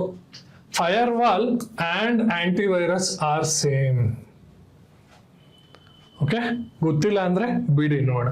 Fire wall acts as a barrier between the computer and internet traffic. Computer ಮತ್ತು ಅಂತರ್ಜಾಲ ನಡುವೆ ಫೈರ್ ವಾಲ್ ತಡೆಗೋಡೆಯಾಗಿ ನಿರ್ವಹಿಸುತ್ತದೆ. ವಾಲ್ ಗೋಡೆ, ಹೌದಾ? ಸರಿನಾ?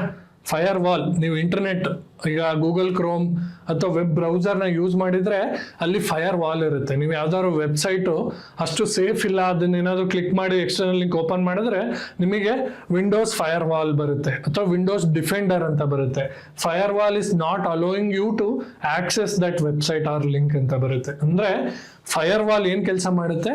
ನಿಮ್ಮ ಕಂಪ್ಯೂಟರ್ ಮತ್ತು ಅಂತರ್ಜಾಲ ನಡುವೆ ಯಾವುದಾದ್ರೂ ಮೆಲಿಷಿಯಸ್ ಅಥವಾ ಯಾವುದಾದ್ರೂ ವೆಬ್ಸೈಟ್ಗಳು ನಿಮ್ಮ ಕಂಪ್ಯೂಟರ್ಗೆ ತೊಂದರೆ ಕೊಡಬಹುದಾದ ವೆಬ್ಸೈಟ್ಗಳನ್ನ ಓಪನ್ ಮಾಡಲಿಕ್ಕೆ ಅಲೋ ಮಾಡ್ದಲೇ ಇರೋ ರೀತಿ ನಿಮಗೆ ಸಹಾಯ ಮಾಡುತ್ತೆ, ಪ್ರೊಟೆಕ್ಟ್ ಮಾಡುತ್ತೆ ನಿಮಗೆ. ಅದನ್ನ ನಾವು ಏನಂತ ಕರಿತೀವಿ? ಬ್ಯಾರಿಯರ್, ತಡೆಗೋಡೆಯಾಗಿ ಕೆಲಸ ಮಾಡುತ್ತೆ. ಕರೆಕ್ಟ್. ಫೈರ್ ವಾಲ್ ಮತ್ತು ಆಂಟಿವೈರಸ್ ಒಂದೇ ಕೆಲಸ ಮಾಡುತ್ತಾ? ಈಗ ಫೈರ್ ವಾಲ್ ಮೇನ್ಲಿ ಎಲ್ಲಿ ಯೂಸ್ ಮಾಡ್ತೀವಿ ನಾವು? ಇಂಟರ್ನೆಟ್ ಅಲ್ಲಿ, ವೆಬ್ಸೈಟ್, ನಮ್ಮ ವೆಬ್ ಬ್ರೌಸರ್ ಅಲ್ಲಿ ಫೈರ್ ವಾಲ್ ಇರುತ್ತೆ, ಕಾರ್ಯನಿರ್ವಹಿಸುತ್ತೆ. ಆಂಟಿವೈರಸ್ ನಮ್ಮ ಸಿಸ್ಟಮ್ ಅಲ್ಲೇ ಇರುತ್ತೆ, ನಮ್ಮ ಸಿಸ್ಟಮ್ ನ ಆಪರೇಟಿಂಗ್ ಸಾಫ್ಟ್ವೇರ್, ನಮ್ಮ ಹಾರ್ಡ್ ಡಿಸ್ಕ್ ನ ಸ್ಕ್ಯಾನ್ ಮಾಡುತ್ತೆ. ಹಂಗಾಗಿ ಫೈರ್ ವಾಲ್ ಮತ್ತು ಆಂಟಿವೈರಸ್ ಒಂದೇ ಕೆಲಸ ಮಾಡುತ್ತದೆ ಅನ್ನೋದು ತಪ್ಪಾಗುತ್ತೆ. ಆಪ್ಷನ್ ಎ ತಪ್ಪಾದ್ರೆ ತಪ್ಪಾದ ಹೇಳಿಕೆ ಯಾವುದು? ಎ ಮತ್ತು ಬಿ ಮಾತ್ರ. ಬಿ ಸರಿ ಇದೆ, ಹಂಗಾಗಿ ಇದು ತಪ್ಪಾಗುತ್ತೆ.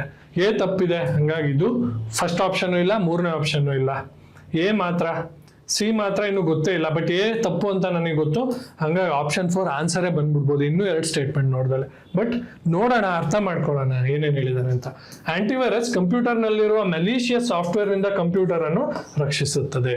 ಹೌದು, ಕಂಪ್ಯೂಟರ್ಗೆ ಅಟ್ಯಾಕ್ ಆಗಿದ್ರೆ ಅಥವಾ ನಮ್ಮ ಫೈಲ್ಸ್ಗಳಲ್ಲಿ, ಫೋಲ್ಡರ್ಗಳಲ್ಲಿ, ಹಾರ್ಡ್ ಡಿಸ್ಕ್ ಅಲ್ಲಿ ಏನಾದರೂ ತೊಂದರೆ ಇತ್ತು ಅಂದ್ರೆ ಆಂಟಿವೈರಸ್ ಕಂಪ್ಯೂಟರ್ ನಲ್ಲಿರುವ ಮೆಲಿಷಿಯಸ್ ಸಾಫ್ಟ್ವೇರ್ಗಳನ್ನ ತೆಗೆದುಹಾಕುತ್ತೆ. ಫೈರ್ ವಾಲ್ ಮತ್ತು ಆಂಟಿವೈರಸ್ ಅನ್ನು ಒಟ್ಟಾಗಿ ಉಪಯೋಗಿಸಿ ಸೈಬರ್ ಅಟ್ಯಾಕ್ ಗಳಿಂದ ಭದ್ರ ರಕ್ಷಣೆ ಪಡೆಯಬಹುದು. ಬಹಳ ಜನರಲ್ ಸ್ಟೇಟ್ಮೆಂಟ್, ಹೌದಲ್ವಾ? ಎರಡನ್ನು ಉಪಯೋಗಿಸಿದ್ರೆ ಕಂಪ್ಯೂಟರ್ ಒಳ್ಳೆ ಸೆಕ್ಯೂರಿಟಿ ಸಿಗುತ್ತಪ್ಪ. ಹೌದು. ಬಾಹ್ಯ, ಹೊರಗಡೆ ಅಂತರ್ಜಾಲದಿಂದ ನೀವು ಬಂದ್ರೆ, ರೈಟ್, ಅಲ್ಲಿಂದ ಇಂಟರ್ನೆಟ್ ಇಂದ ಬಂದ್ರೆ ಅಲ್ಲಿಂದ ಬರೋ ಮೆಲಿಷಿಯಸ್ ಥ್ರೆಟ್ಗಳನ್ನ, ಲಿಂಕ್ಗಳನ್ನ ಯಾವುದು ಸ್ಟಾಪ್ ಮಾಡುತ್ತೆ? Fire wall. ಕಂಪ್ಯೂಟರ್ಗೆ ಅಕಸ್ಮಾತ್ ಸೇರ್ಕೊಂತು, ಕಂಪ್ಯೂಟರ್ ನಿಮ್ಮ ಹಾರ್ಡ್ ಡಿಸ್ಕ್ ಒಳಗಡೆ ಇದೆ, ಆಪರೇಟಿಂಗ್ ಸಿಸ್ಟಮ್ ಅಲ್ಲಿ ಇದೆ, ಮೆಲಿಷಿಯಸ್ ಸಾಫ್ಟ್ವೇರ್ ಅಥವಾ ಏನಾದ್ರೂ ಪ್ರೋಗ್ರಾಮ್ ಅಂದ್ರೆ ಅದನ್ನ ತೆಗಿಲಿಕ್ಕೆ ಯಾವ್ದು ಯೂಸ್ ಮಾಡ್ತೀವಿ? ಆಂಟಿವೈರಸ್. ಹಂಗಾಗಿ ಫೈರ್ ವಾಲ್ ಮತ್ತು ಆಂಟಿವೈರಸ್ ಎರಡೂ ಒಂದೇ ಕೆಲಸನ ಮಾಡಲ್ಲ. ಇದು ಬಾಹ್ಯ. ಫೈರ್ ವಾಲ್ ಹೊರಗಡೆ ಇಂಟರ್ನೆಟ್ ಇಂದ ಬರೋ ಥ್ರೆಟ್ ಅನ್ನು ಅವಾಯ್ಡ್ ಮಾಡುತ್ತೆ, ಸ್ಟಾಪ್ ಮಾಡುತ್ತೆ. ಆಂಟಿವೈರಸ್ ನಿಮ್ಮ ಸಿಸ್ಟಮ್ ಅಲ್ಲಿ, ನಿಮ್ಮ ಕಂಪ್ಯೂಟರ್, ಲ್ಯಾಪ್ಟಾಪ್ ಅಲ್ಲಿ ಏನಾದ್ರೂ ಮ್ಯಾಲಿಷಿಯಸ್ ಸಾಫ್ಟ್ವೇರ್ ಇದ್ರೆ ಅದನ್ನ ತೆಗೆದುಹಾಕಕ್ಕೆ ಸಹಾಯ ಮಾಡುತ್ತೆ. ಸೊ BCD ಸರಿ, ಎ ಮಾತ್ರ ತಪ್ಪು. ಎ ಮಾತ್ರ ತಪ್ಪು ಅಂದ್ರೆ ಆಪ್ಷನ್ 4. ಕ್ಲಿಯರ್ ಅಲ್ವಾ? 4th option. So will see the next question, ಮುಂದಿನ ಕ್ವಶನ್ ನೋಡೋಣ. ದ NIC ಅಂದ್ರೆ network interface card is a hardware device which, ಇದು IP ಅಡ್ರೆಸ್ ಅನ್ನು ಸ್ಟೋರ್ ಮಾಡುತ್ತೆ. ಇದು connects a computer to a network both functionally and physical. Computer ಅನ್ನು network computer network ಅನ್ನು ಕ್ರಿಯಾತ್ಮಕವಾಗಿ ಹಾಗೂ ಭೌತಿಕವಾಗಿ ಸಂಪರ್ಕಿಸುವುದು. ಕಂಪ್ಯೂಟರ್ ಹಾರ್ಡ್ವೇರ್ನ ನೆಟ್ವರ್ಕ್ ಅಂತರ್ಜಾಲಕ್ಕೆ ಬೋತ್ ಫಿಸಿಕಲಿ ಫಂಕ್ಷನಲಿ ಕನೆಕ್ಟ್ ಮಾಡೋದು. Stores the IP address of the computer in LAN local area network. LAN ಅಲ್ಲಿ ಇರುವ IP ವಿಳಾಸವನ್ನು ಶೇಖರಿಸಲು, ಫೈರ್ವಾಲ್ ರೀತಿ ಕಾರ್ಯನಿರ್ವಹಿಸಲು, act like A firewall. Network interface card ಇದೇನ್ ಮಾಡುತ್ತೆ, ರೈಟ್? ಇಂಟರ್ನೆಟ್ ನ ಬೇಸಿಕ್ಸ್ ಇದು NIC. ನೆಟ್ವರ್ಕ್ ಇಂಟರ್ಫೇಸ್ ಕಾರ್ಡ್ ಏನ್ ಮಾಡುತ್ತೆ ಅಂದ್ರೆ, ನೀವು ಆಲ್ರೆಡಿ ಯೂಸ್ ಮಾಡಿರ್ತೀರಾ, ನಿಮಗೆ ಗೊತ್ತಿರಲ್ಲ ಅಷ್ಟು. ನೀವು ಲೈಬ್ರರಿಯಲ್ಲಿ ಕುತ್ಕೊಂಡು ಯೂಸ್ ಮಾಡಿರ್ತೀರಾ. ಏನದು ಲೈಬ್ರರಿಯಲ್ಲಿ ಕುತ್ಕೊಂಡು ಯೂಸ್ ಮಾಡಿರ್ತೀರಾ? Network interface card, for example LAN cable, wifi, ಇದು ವೈರ್ಲೆಸ್ ಅಷ್ಟೇ, ವೈಫೈ ರೂಟರ್. ಏನ್ ಮಾಡುತ್ತಿದ್ದು, ನಿಮ್ಮ ಕಂಪ್ಯೂಟರ್ ಅನ್ನ ಅಂತರ್ಜಾಲಕ್ಕೆ ಇಂಟರ್ನೆಟ್ಗೆ ಕನೆಕ್ಟ್ ಮಾಡುತ್ತೆ. ನಿಮ್ಮ ಹಾರ್ಡ್ವೇರ್ ಕಂಪ್ಯೂಟರ್ ಲ್ಯಾಪ್ಟಾಪ್ನ ಇಂಟರ್ನೆಟ್ಗೆ ಕನೆಕ್ಟ್ ಮಾಡುವ ಸಾಧನ ಯಾವುದು? Network interface card. ಯಾವುದು ಇಲ್ಲಿ ಉತ್ತರ ನಿಮಗೆ? IP ಅಡ್ರೆಸ್ ಸ್ಟೋರ್ ಮಾಡೋದಾ? Connects a computer to a network both functionally and physically. Option 2 ಸರಿಯಾದ ಉತ್ತರ. ಕಂಪ್ಯೂಟರ್ ನೆಟ್ವರ್ಕ್ ಅನ್ನು ಕ್ರಿಯಾತ್ಮಕವಾಗಿ ಹಾಗೂ ಭೌತಿಕವಾಗಿ ಸಂಪರ್ಕಿಸುತ್ತದೆ. ಮೇನ್ ಆಗಿ ಇಲ್ಲಿ LAN ಕೇಬಲ್ಗಳು ಇರುತ್ತೆ, ಹೌದಲ್ವಾ? ವೈಫೈ ತರಂಗಾಂತರಗಳಿಂದ ಕನೆಕ್ಟ್ ಆಗುತ್ತೆ. ಸ್ಟಿಲ್ NIC ಸ್ಟಾರ್ಟ್ ಆದಾಗ ಕನೆಕ್ಷನ್ ಯಾವ ರೀತಿ ಇರ್ತಿತ್ತು? ನಿಮ್ಮ ಟೆಲಿಫೋನ್ ಇದೆಲ್ಲ connects the computer to a network both functionally and physically. Without physical, but still ನೀವು ಇಂಟರ್ನೆಟ್ ಕನೆಕ್ಟ್ ಮಾಡಕ್ಕೆ ವೈಫೈ ರೂಟರ್ನ ಯೂಸ್ ಮಾಡ್ಕೋಬೇಕು. ಅದು ಕೂಡ modern NIC. LAN cable, all this are examples of network interface card. ಇದು ನಿಮ್ಮ computer ಅನ್ನ ಇಂಟರ್ನೆಟ್ಗೆ connect ಮಾಡಲಿಕ್ಕೆ ಸಹಾಯ ಮಾಡುತ್ತೆ, ಫಿಸಿಕಲ್ ಆಗಿ ಭೌತಿಕವಾಗಿ ಹಾಗೂ ಫಂಕ್ಷನಾಲಿಟಿ. ಕೆಲಸ ಮಾಡಲಿಕ್ಕೆ ನಿಮ್ಮ ಕಣ್ಣಿಗೆ ಕಾಣಲ್ಲ ಅಲ್ವಾ, ಕೇಬಲ್ ಅಷ್ಟೇ ಕಾಣುತ್ತೆ, ಬಟ್ ಮಾಹಿತಿ ಪ್ರಸರಣ ಆಗ್ತಿರುತ್ತೆ, ಅದು ಸಾಫ್ಟ್ವೇರ್ನ ಪಾರ್ಟ್. ಎರಡನ್ನೂ ಕೂಡ ಇಂಟಿಗ್ರೇಟ್ ಮಾಡೋದು ಯಾವುದು? NIC, network interface card. ಮುಂದಿನ ಪ್ರಶ್ನೆ, again match the following. Already ನಾವು ಕಂಪೈಲರ್ ಇಂಟರ್ಪ್ರಿಟರ್ ನೋಡ್ಬಿಟ್ಟಿದೀವಿ ಅಲ್ವಾ, ಮತ್ತೆ ಅದರ ಮೇಲೆ ಪ್ರಶ್ನೆ ಕೇಳಿದಾನೆ ನೋಡಿ. ಕಂಪೈಲರ್ ಇಂಟರ್ಪ್ರಿಟರ್ ಗೊತ್ತಿದ್ರೆ ಈ ಪ್ರಶ್ನೆನೂ ಉತ್ತರ ಕೊಡ್ಬೋದು. Software which places object code from secondary memory to main memory, a program that translates high-level source code into machine code, a software which links modular program sentence together, a program that translates an instruction of high-level program and executes it immediately before translating next instruction. So ನಮಗೆ ಗೊತ್ತು, interpreter program ಏನ್ ಮಾಡುತ್ತೆ? Execute ಮಾಡುತ್ತೆ, immediate ಆಗಿ ಕಾಯಕ್ ಹೋಗಲ್ಲ. Compiler ಆದ್ರೆ ಇಡೀ ಪ್ರೋಗ್ರಾಮ್ನ ಒಂದೇ ಸತಿಗೆ ಎಕ್ಸಿಕ್ಯೂಟ್ ಮಾಡುತ್ತೆ. Program the translate highest level source code into machine code directly. So ಇಲ್ಲಿ ಕಂಪೈಲರ್ ಕೆಲಸ ಏನು? ಹೈ ಲೆವೆಲ್ ಸೋರ್ಸ್ ಕೋಡ್ ಅನ್ನು ಮೆಷಿನ್ ಲೆವೆಲ್ ಕೋಡ್ಗೆ ಪರಿವರ್ತಿಸುವ ತಂತ್ರಜ್ಞಾನ program. High level source code ಅನ್ನು ಮೆಷಿನ್ ಲೆವೆಲ್ ಭಾಷೆಗೆ ಒಂದು ಸಲ ಪರಿವರ್ತಿಸಿ ಆ ವಾಕ್ಯವನ್ನು ಎಕ್ಸಿಕ್ಯೂಟ್ ಮಾಡಿದ ನಂತರ ಮುಂದಿನ ವಾಕ್ಯಕ್ಕೆ ಹೋಗುವುದು ಯಾವುದು? ಇಂಟರ್ಪ್ರಿಟರ್. ಸೊ ಇಲ್ಲಿ D4 ಯಾವ್ದಿದೆ? D4 ಯಾವ್ದಿದೆ? 1 ಇದೆ, 2 ಇದೆ. ಇವೆರಡು ಎಲಿಮಿನೇಟ್ ಮಾಡ್ಬಿಡೋಣ ಆಪ್ಷನ್. ನೆಕ್ಸ್ಟ್ ಕಂಪೈಲರ್ C2 ಯಾವ್ದಿದೆ ಸ್ನೇಹಿತರೆ? 2 ಇಲ್ಲ, ಇದೇ ಉತ್ತರ. A3, B1, C2, D4. ನನಗೆ ಲಿಂಕರ್ ಗೊತ್ತಿಲ್ಲ, ಲೋಡರ್ ಗೊತ್ತಿಲ್ಲ, ತಿಳ್ಕೊಳ್ಳೋಣ. ಆದ್ರೆ ಇವೆರಡೇ ಟರ್ಮಿನಾಲಜಿ ಬೇಸಿಕ್ಸ್ ಗೊತ್ತಿದ್ರು ನನಗೆ ಸಾಫ್ಟ್ವೇರ್ ಅಲ್ಲಿ ಪ್ರೋಗ್ರಾಮಿಂಗ್ ಲ್ಯಾಂಗ್ವೇಜ್ಗಳಲ್ಲಿ ಕಂಪೈಲರ್ ಇಂಟರ್ಪ್ರಿಟರ್ ನಾನು ಈ ಪ್ರಶ್ನೆನೂ ಆನ್ಸರ್ ಮಾಡ್ಬೋದು. ಕಂಪೈಲರ್ ಏನ್ ಮಾಡುತ್ತೆ? ಹೈ ಲೆವೆಲ್ ಸೋರ್ಸ್ ಕೋಡ್ ನ ಮೆಷಿನ್ ಕೋಡಿಗೆ ಒಂದೇ ಸತಿ ಕನ್ವರ್ಟ್ ಮಾಡುತ್ತೆ. ಇಂಟರ್ಪ್ರಿಟರ್ ಏನ್ ಮಾಡುತ್ತೆ? ಒಂದೊಂದೇ ಸಾಲನ್ನ ಫಸ್ಟ್ ಟ್ರಾನ್ಸ್ಲೇಟ್ ಮಾಡಿ, ಭಾಷಾಂತರ ಮಾಡಿ, ಅದನ್ನ ಎಕ್ಸಿಕ್ಯೂಟ್ ಮಾಡಿ, ಅದನ್ನ ಮೆಷಿನ್ ಲ್ಯಾಂಗ್ವೇಜ್ಗೆ ಕನ್ವರ್ಟ್ ಮಾಡುತ್ತೆ. ಇನ್ನು ನೆಕ್ಸ್ಟ್ ನೋಡೋಣ, A3, a software which links modules or program segments together. Links. So ಕಣ್ಣು ತೆರೆದಿದ್ಯಾ? ಲಿಂಕರ್ ಮಾಡ್ಯೂಲ್ಗಳು ಅಥವಾ ಪ್ರೋಗ್ರಾಮ್ ತುಕಡಿಗಳನ್ನು ಜೋಡಿಸುವ ತಂತ್ರಾಂಶ, ಜೋಡಿಸು, ಲಿಂಕ್. ಹೌದಲ್ವಾ? A3. Next B1, loader, a software which places the object code from secondary memory into main memory. Okay, ಮೆಮೊರಿಲಿ ಹಲವಾರು ವಿಧಗಳಿದೆ. Primary memory, secondary memory ಅಂತ. ಸೆಕೆಂಡ್ರಿ ಮೆಮೊರಿಯಿಂದ ಮೈನ್ ಮೆಮೊರಿಗೆ ನಾನು ದತ್ತಾಂಶನ ತೆಗೆದು ಆ ಕಡೆ ಲೋಡ್ ಮಾಡೋದಕ್ಕೆ ಏನಂತೀನಿ? Loader. It places the object code, ಅಂದ್ರೆ ಮೆಷಿನ್ ಕೋಡ್ ನ ಸೆಕೆಂಡ್ರಿ ಮೆಮೊರಿಯಿಂದ ಪ್ರೈಮರಿ ಮೆಮೊರಿ ಅಥವಾ ಮೈನ್ ಮೆಮೊರಿಗೆ ಲೋಡ್ ಮಾಡೋ ಅಥವಾ ಆ ಪ್ಲೇಸ್ ಮಾಡೋ ವಿಧಾನ ನಾನು ಏನಂತೀನಿ? ಲೋಡರ್ ಕೆಲಸ ಮಾಡುತ್ತೆ. ಲಿಂಕರ್ ಲಿಂಕ್ ಮಾಡುತ್ತೆ, ಲೋಡರ್ ಆ ಸಾಫ್ಟ್ವೇರ್ ನ ಲೋಡ್ ಮಾಡುತ್ತೆ, ಕಂಪೈಲರ್ ಒಂದೇ ಸತಿ ಆ ಪ್ರೋಗ್ರಾಮಿಂಗ್ ಭಾಷೆನ ಹೈಯರ್ ಲ್ಯಾಂಗ್ವೇಜ್ ನಾವೇನ್ ಟೈಪ್ ಮಾಡಿರ್ತೀವಿ ABCD ಆಲ್ಫಾ ನ್ಯೂಮರಿಕ್ ಅದನ್ನ ಮೆಷಿನ್ಗೆ ಅರ್ಥ ಆಗೋ ಬೈನರಿ ಭಾಷೆಗೆ ಕನ್ವರ್ಟ್ ಮಾಡುತ್ತೆ. ಇಂಟರ್ಪ್ರಿಟರ್ ಒಂದೊಂದು ಸಾಲನ್ನೇ ಮಾಡ್ಕೊಂತ ಬರುತ್ತೆ. ಅದೇ ಪ್ರಶ್ನೆ ಸ್ವಲ್ಪ ಚೇಂಜ್ ಮಾಡಿ ಟ್ವಿಸ್ಟ್ ಮಾಡಿ ಕೇಳಿದಾನೆ. ನಾವು ಏನು 71, 72ನೇ ಪ್ರಶ್ನೆ ನೋಡಿದೀವೋ ಅದನ್ನೇ ಮತ್ತೆ ಕೇಳಿದ್ದಾನೆ. ನಿಮಗೆ ಇವೆರಡು ಗೊತ್ತಿದ್ರು ನೀವು ಆನ್ಸರ್ಗೆ ಬಂದ್ಬಿಡ್ಬೋದು. ಸೊ ಇಲ್ಲೇನು ಆಪ್ಷನ್ 1 ಲಿಂಕರ್ ಏನ್ ಮಾಡುತ್ತೆ? ಮಾಡ್ಯೂಲ್ಗಳು ಅಥವಾ ಪ್ರೋಗ್ರಾಮ್ ತುಕಡಿಗಳನ್ನು ಜೋಡಿಸುವ ತಂತ್ರಾಂಶ. ಲೋಡರ್ ಆಬ್ಜೆಕ್ಟ್ ಕೋಡ್ ಅನ್ನು ಸೆಕೆಂಡರಿ ಮೆಮೊರಿಯಿಂದ ಪ್ರೈಮರಿ ಮೆಮೊರಿಗೆ ವರ್ಗಾಯಿಸುವ ತಂತ್ರಾಂಶ. ಕಂಪೈಲರ್ ಒಂದೇ ಸತಿ ಹೈ ಲೆವೆಲ್ ಸೋರ್ಸ್ ಕೋಡ್ ಅನ್ನ ಮೆಷಿನ್ ಲೆವೆಲ್ಗೆ ಪರಿವರ್ತಿಸುವ ತಂತ್ರಾಂಶ. Interpreter high level source code ಅನ್ನು ಮೆಷಿನ್ ಲೆವೆಲ್ ಭಾಷೆಗೆ ಒಂದೊಂದೇ ಲೈನ್ ನ ಇಂಟರ್ಪ್ರಿಟ್ ಮಾಡಿ ಅದನ್ನ ಚೇಂಜ್ ಮಾಡಿ ಟ್ರಾನ್ಸ್ಲೇಟ್ ಮಾಡಿ ಆ ವಾಕ್ಯನ ಎಕ್ಸಿಕ್ಯೂಟ್ ಮಾಡಿದ ನಂತರ ಮುಂದಿನ ವಾಕ್ಯಕ್ಕೆ ಹೋಗುತ್ತೆ, ಜಂಪ್ ಆಗುತ್ತೆ. Next, which function is use to enter the current time in a worksheet cell?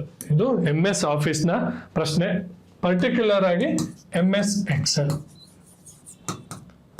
ಇದು ವರ್ಕ್ ಬುಕ್ ಸಾಫ್ಟ್ವೇರ್. ಇದು MS ಎಕ್ಸೆಲ್ ಒಂದು ಅಪ್ಲಿಕೇಶನ್ ಸಾಫ್ಟ್ವೇರ್. ವರ್ಡ್ ಕೂಡ ಹೌದಲ್ವಾ? ಆಪರೇಟಿಂಗ್ ಸಾಫ್ಟ್ವೇರ್ ಇದೆ, OS ಇದೆ, ಫರ್ಮ್ವೇರ್ ಇದೆ. ಇದ್ರದ್ದೆಲ್ಲ ವ್ಯತ್ಯಾಸ ತಿಳಿಸಿ. What is the difference between firmware, operating software, application software? Okay, YouTube ಅಲ್ಲಿ ಕಮೆಂಟ್ ಮಾಡಿ. Which function is use to enter the current time ಯಾವುದು ಹೇಳಿ? ಆನ್ಸರ್ ಮಾಡಿ. ವರ್ಕ್ಶೀಟ್ ಸೆಲ್ ನಲ್ಲಿ ಈ ಕೆಳಗಿನ ಯಾವ ಫಂಕ್ಷನ್ ಬಳಸಿ ಅಥವಾ ಯಾವ ಫಾರ್ಮುಲಾ ಬಳಸಿ ಈ ಕ್ಷಣದ ಸಮಯವನ್ನು ಪಡಿಬಹುದು? ಯಾವುದು? ಈ ಕ್ಷಣ, ಇವಾಗ ಯಾವ್ದಿದೆ? Now is equal to now bracket open space bracket close is equal to now. Is equal to today ಹೋದ್ರೆ ಇವತ್ತಿನ ಡೇಟ್ ಓಪನ್ ಆಗುತ್ತೆ. ಇಸ್ ಈಕ್ವಲ್ ಟು ನೌ ಅಂದ್ರೆ ಈ ಕ್ಷಣದ ಟೈಮ್ ಮತ್ತು ಡೇಟ್ ಅನ್ನ ಕೂಡ ತೋರಿಸುತ್ತೆ. ಸೊ ಇಲ್ಲಿ ಸರಿಯಾದ ಉತ್ತರ ಯಾವುದು? Option 2 is equal to now. Advanced ಫಾರ್ಮುಲಾಸ್ಗಳಿದೆ. ಆಮೇಲೆ ಕೆಲವು ನೀವು MS ಆಫೀಸಲ್ಲಿ MS Word, MS Excel, MS PowerPoint's shortcut ಕೀಸ್ಗಳಿದೆ, ಅಡ್ವಾನ್ಸ್ ಶಾರ್ಟ್ ಕಟ್ ಕೀಸ್ ಇದೆ. Very important. 3-4 ಪ್ರಶ್ನೆ 30ರಲ್ಲಿ MS ಆಫೀಸಲ್ಲಿ ವರ್ಡ್, ಎಕ್ಸೆಲ್, ಪವರ್ ಪಾಯಿಂಟ್ ಇಂದ ಪ್ರತಿ ಸತಿ ಕಮ್ಯುನಿಕೇಶನ್ ಪೇಪರ್ ಅಲ್ಲಿ ಬಂದೇ ಬರ್ತದೆ. ಸೊ ಇಲ್ಲಿ ಇಸ್ ಈಕ್ವಲ್ ಟು ನೌ ಉತ್ತರ ಇದಕ್ಕೆ. Next, word processor is an example for. Word processor ಈ ಕೆಳಗಿನಲ್ಲಿ ಯಾವುದರ example? Hardware, application software, firmware, system software. ಏನಪ್ಪ ಉತ್ತರ ಇದಕ್ಕೆ? ಆಲ್ರೆಡಿ ನಿನಗೆ ಉತ್ತರನ ಹಿಂದಿನ ಪ್ರಶ್ನೆಲ್ಲ ಇದಕ್ಕೆ ಹೇಳ್ಬಿಟ್ಟಿದ್ದೀನಿ. Microsoft Excel is a application software. Word ಏನಾಗುತ್ತೆ? ಮೈಕ್ರೋಸಾಫ್ಟ್ ವರ್ಡ್ ನೀವು ಯೂಸ್ ಮಾಡಿರ್ತಾರಲ್ಲ, ವರ್ಡ್ ಪ್ರೊಸೆಸರ್, ಅದು ಕೂಡ ಎಕ್ಸಾಂಪಲ್ ಆಫ್ ಅಪ್ಲಿಕೇಶನ್ ಸಾಫ್ಟ್ವೇರ್. ಇದು ಕೂಡ ಅಪ್ಲಿಕೇಶನ್ ಸಾಫ್ಟ್ವೇರ್. ಹಾರ್ಡ್ವೇರ್, ನೀವು ಹೊರಗಡೆ ಏನು ನೋಡಿದ್ದೀರಾ? ಮಾನಿಟ್ರು, ಕೀಬೋರ್ಡು, ನೀವು CPU ಏನಿಟ್ಟಿದ್ದೀರಾ ಅದೆಲ್ಲ ಹಾರ್ಡ್ವೇರ್. ಫರ್ಮ್ವೇರ್ಗೂ ಸಿಸ್ಟಮ್ ಸಾಫ್ಟ್ವೇರ್ ಅಥವಾ ಆಪರೇಟಿಂಗ್ ಸಿಸ್ಟಮ್, OS ಸಾಫ್ಟ್ವೇರ್ ಅಂತೀವಲ್ಲ, OS ಹೋಗಿದೆ ಒಂದೊಂದ್ಸತಿ ಅಂತೀವಿ. ಯಾವುದಾದೆಲ್ಲ OS? ವಿಂಡೋಸ್ XP ಇತ್ತು, ಅವಾಗ ವಿಂಡೋಸ್ 1995 ಇತ್ತು, ವಿಂಡೋಸ್ 10, ವಿಂಡೋಸ್ 11 ಬಂದಿದೆ, ಅದೆಲ್ಲ operating system. Linux open source, Ubuntu ಇವೆಲ್ಲ ಆಪರೇಟಿಂಗ್ ಸಾಫ್ಟ್ವೇರ್ ಅಥವಾ ಸಿಸ್ಟಮ್ ಸಾಫ್ಟ್ವೇರ್. ಫರ್ಮ್ವೇರ್ ಅಂದ್ರೇನು? ಫರ್ಮ್ವೇರ್ ಕೆಲವು ವೆರಿ ಮೈನ್ಯೂಟ್ ಸಾಫ್ಟ್ವೇರ್ಸ್ಗಳು ಅದು ಹಾರ್ಡ್ವೇರ್ ಕೆಲಸ ಮಾಡಲಿಕ್ಕೆ ಸಹಾಯ ಮಾಡುತ್ತೆ, ಇನ್ಬಿಲ್ಟ್ ಇರುತ್ತೆ ಅದು. ಈಗ ರಿಮೋಟಲ್ಲಿ ನಿಮಗೆ ಇನ್ಬಿಲ್ಟ್ ಸಾಫ್ಟ್ವೇರ್ ಇರುತ್ತೆ. ಕೆಲವು ವಾಷಿಂಗ್ ಮೆಷಿನ್ಗಳಲ್ಲಿ, IC ಚಿಪ್ಸ್ ಅಲ್ಲಿ ಅಲ್ವಾ, PC ಬೋರ್ಡಲ್ಲಿ ನಿಮಗೆ ಇನ್ಬಿಲ್ಟ್ ಸಾಫ್ಟ್ವೇರ್ ಇರುತ್ತೆ. ಕಂಪ್ಯೂಟರ್ನ ಆನ್ ಆಗಲಿಕ್ಕೆ OSಗೆ ಹೆಲ್ಪ್ ಮಾಡಲಿಕ್ಕೆ ಇನ್ಬಿಲ್ಟ್ ಹಾರ್ಡ್ವೇರ್ ಸಾಫ್ಟ್ವೇರ್ ಇರುತ್ತೆ. Firmware for example BIOS, basic input output system. BIOS software ಏನಿದೆ that is called firmware. Okay, ಇವೆಲ್ಲ ವ್ಯತ್ಯಾಸನ ತಿಳ್ಕೊಳ್ಳಿ, ಗೂಗಲ್ ಮಾಡಿ. ಓಕೆ, ಫೋನ್ ಎಲ್ಲ ಯೂಸ್ ಮಾಡ್ತೀರಾ, ಕನ್ನಡ ಮೀಡಿಯಂ ಸರ್ ಕಷ್ಟ, ದಯವಿಟ್ಟು ಆ ಎಕ್ಸ್ಕ್ಯೂಸ್ ಕೊಡಬೇಡಿ. ಫೋನ್ ಯಾವ್ದ್ರಲ್ಲಿ ಯೂಸ್ ಮಾಡ್ತೀರಾ? ಕನ್ನಡದಲ್ಲೇ ಯೂಸ್ ಮಾಡ್ತೀರಾ, ಇಂಗ್ಲೀಷಲ್ಲಲ್ವಾ? ಸ್ವಲ್ಪ ಬೇಸಿಕ್ಸ್ ಕಂಪ್ಯೂಟರ್ನ ನೀವು ಎಕ್ಕಿ ತೆಗೀರಿ, ಪ್ರಶ್ನೆಗಳ್ನ PYQಗಳನ್ನ ಸಾಲ್ವ್ ಮಾಡಿ, ಈ ಟರ್ಮ್ಸ್ಗಳನ್ನ ಎಕ್ಕಿ ತೆಗೀರಿ. ಓಕೆ, ಆನ್ಸರ್ ಅರ್ಥ ಮಾಡ್ಕೊಳ್ಳಿ. ಈಗೆಲ್ಲ ಏನು ChatGPT ಇದೆ, ಜೆಮಿನಿ ಇದೆ, ನೀವು ಯೂಸ್ ಮಾಡ್ಕೋಬೇಕು. ಇದನ್ನ ನೀವು ಡೈರೆಕ್ಟ್ ಆಗಿ ಹಾಕಿದ್ರು ನಿಮಗೆ ಫುಲ್ ಎಕ್ಸ್ಪ್ಲೈನ್ ಮಾಡುತ್ತೆ, ಕನ್ನಡದಲ್ಲೇ ಎಕ್ಸ್ಪ್ಲೈನ್ ಮಾಡುತ್ತೆ. ಕೆಲವು ಭಾಷಾ ಪದ ತಪ್ಪುಗಳು ಇರ್ಬೋದು, ಬಟ್ ನಿಮಗೆ ಒಂದ್ಸತಿ ಪಾಠ ಕೇಳಿ, ಇಲ್ಲಿ ನಾವು ಸಾಲ್ವ್ ಮಾಡಿರೋ ಕ್ವಶನ್ಸ್ನ ನೋಡ್ಕೊಳ್ಳಿ, ಅರ್ಥ ಮಾಡ್ಕೊಳ್ಳಿ, ಕಾನ್ಸೆಪ್ಟ್ಸ್ನ ನೀವು ಒಂದ್ಸತಿ ಓದಿ, ಬಹಳ ಸಹಾಯ ಆಗುತ್ತೆ. Clear? So this is my first video. ಇದು ನನ್ನ ಮೊದಲನೇ ವಿಡಿಯೋ PYQ ಸೀರೀಸ್ ಅಲ್ಲಿ. ಇನ್ನೂ ಈ ರೀತಿ PYQ ಸೀರೀಸ್ನ ಕಂಟಿನ್ಯೂ ಮಾಡಬೇಕು ಅಂದರೆ ನಿಮ್ಮ ಪ್ರೋತ್ಸಾಹ ಇರಲಿ, ಕಮೆಂಟ್ ಮಾಡಿ, ಲೈಕ್ ಮಾಡಿ. ನೆಕ್ಸ್ಟ್ ವಿಡಿಯೋದಲ್ಲಿ ಈ VAO ಪ್ರೀವಿಯಸ್ ಇಯರ್ ಪೇಪರ್ ಏನಿದೆ ಅದರ ನೆಕ್ಸ್ಟ್ 10 ಪ್ರಶ್ನೆಗಳನ್ನ ಬಿಡಿಸೋಣ. ಅಲ್ಲಿವರೆಗೂ ಈ ಕಾನ್ಸೆಪ್ಟ್ಸ್ಗಳು ಏನಿದೆ ತಿಳ್ಕೊಳ್ಳಿ. ಇದನ್ನ ನೀವು ನನ್ನ ಮೊದಲನೇ ವಿಡಿಯೋ ಸಿಲೆಬಸ್ ಏನಿತ್ತು ಅದಕ್ಕೆ ಲಿಂಕ್ ಮಾಡಿಕೊಂಡು ಓದಲಿಕ್ಕೆ ಶುರು ಮಾಡಿ. So see you in next video. Take care. Bye by.